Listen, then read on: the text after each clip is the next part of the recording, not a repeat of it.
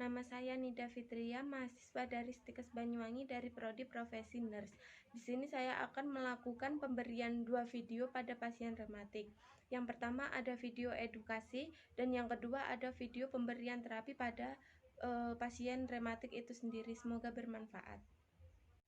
Assalamualaikum Bu. Perkenalkan, nama saya Nida Fitria, mahasiswa dari Stikes Banyuwangi. Apakah benar Ibu di sini sering sakit pada tulang? Nggih. Sebelumnya di sini saya akan memperkenalkan dulu ya Bu, apa itu penyakit rematik. Oke. Penyakit rematik itu adalah peradangan pada sendi akibat gangguan autoimun dan sendi kekebalan tubuh.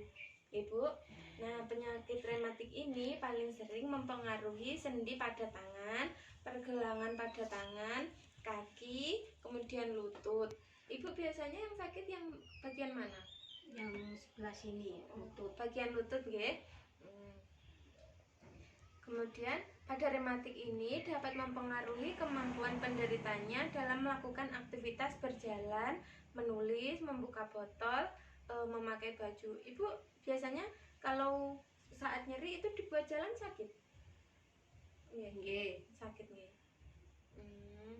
Kemudian di sini ada tanda-tanda Ibu kalau misalnya sakit rematik nih Bu, yaitu nyeri pada sendi, kemudian sendi terasa kaku, sendi terasa bengkak, kemudian sering lelah, Ibu demam, kemudian bisa mempengaruhi penurunan berat badan pada Ibu. Ibu. Kemudian di sini ada penyebab dan faktor resikonya. Yang pertama di sini biasanya pada rematik ini bisa terjadi pada pasien yang berjenis kelamin perempuan. Kemudian ada riwayat keluarga, bisa jadi ibu obesitas atau kelebihan berat badan, kemudian ada kebiasaan merokok, kemudian paparan lingkungan. Setelah itu ada komplikasinya Bu. Nah, komplikasi di sini macam-macam. Semoga tidak sampai menuju ke komplikasi nggih Bu.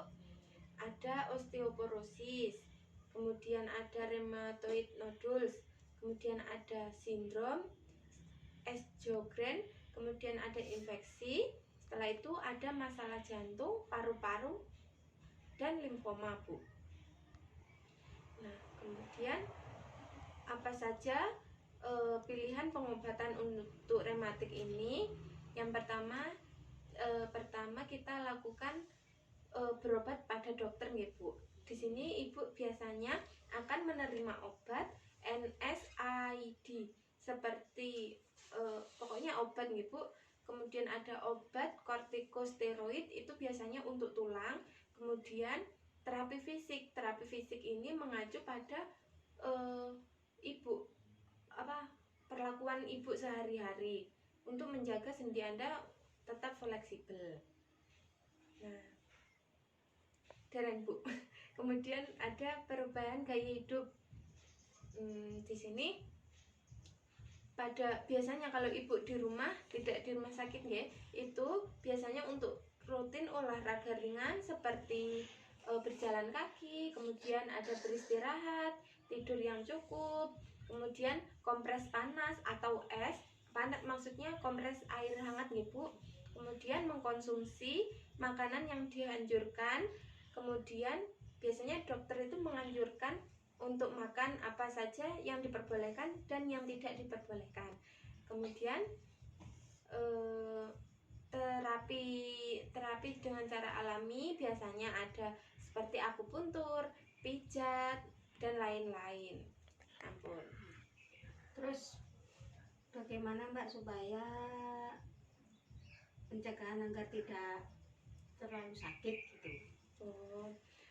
Biasanya untuk pencegahan ini yang seperti tadi Bu, ada latihan fisik. Yang pertama itu rutin olahraga untuk memperkuat otot dan sendi Ibu. Oke. Kemudian turunkan berat badan.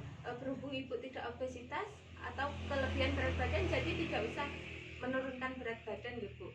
Kemudian berhenti merokok, atau bisa jadi kalau misalnya suami Ibu merokok, minta tolong merokoknya di luar rumah saja, jangan sampai kehirup sama ibu di dalam rumah, ngoten nggih Bu. Karena merokok ini faktor resiko dengan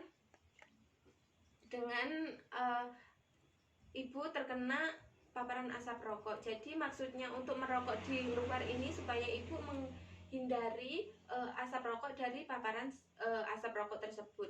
Kemudian ada makanan bergizi seimbang termasuk kalsium, vitamin D. Itu biasanya vitamin D didapatkan dari sinar matahari maksimal jam 9 gitu. Kemudian kalsiumnya dari susu bisa. Kemudian menghindari membatasi makanan yang menimbulkan peradangan. Sampun nggih Bu? Nggih.